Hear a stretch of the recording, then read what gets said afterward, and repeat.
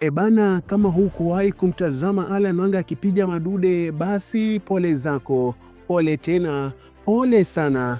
Naumia kwa niaba yako aise, nakereka hadi basi. Naomba nikujuze kwa kiduchu tu kile ambacho hujawahi kujuzwa ukasikia kumuhusu huyu bingwa aliyesakata densi mno kila alipofunga goli.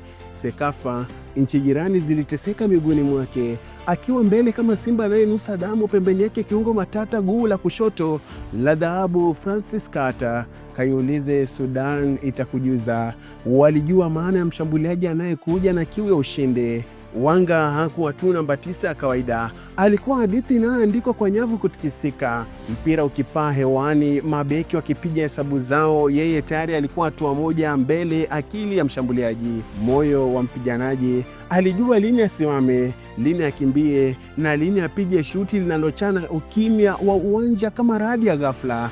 Safari yake ya vilabu ilikuwa kama ramani ya ushindi iliyochorwa kwa jasho. Aliwahi kuitumikia Tusker FC kwa msimu uliompa heshima kubwa ya ufungaji, akageuka gumzo la ligi, akaenda kujaribu upepo wa nje ya nchi katika Pedro Atletico ya Angola, ambako aliendeleza makali yake ya mabao.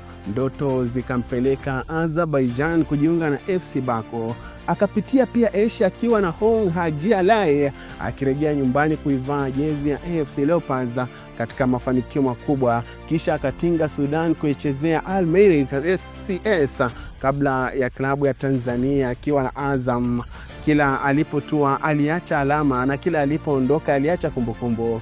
Kila bao lilikuwa beti, kila shangwe ikawa kibwagizo, uwanja ukawa jukwaa, yeye akawa msanii anajiimbia tu nyimbo anazotaka.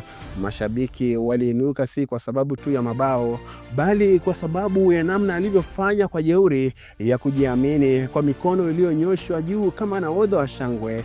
Alipoivaa jezi ya Kenya National Football Team, hakubeba tu namba mgongoni, alibeba matumaini ya taifa. Mabao yake yakawa lugha ya uzalendo, mapambano yake yakawa funzo la kutokata tamaa.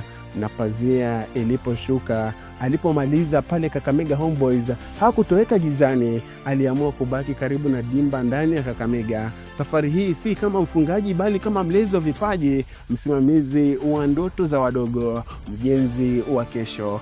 Wanga si tu jina kwenye orodha ya wafungaji, ni kumbukumbu ya zama ambazo namba 9 ilikuwa hukumu kwa mabeki. Na kama hukuwahi kumwona, basi kweli pole zako. Mimi ni Agadias Ikoa.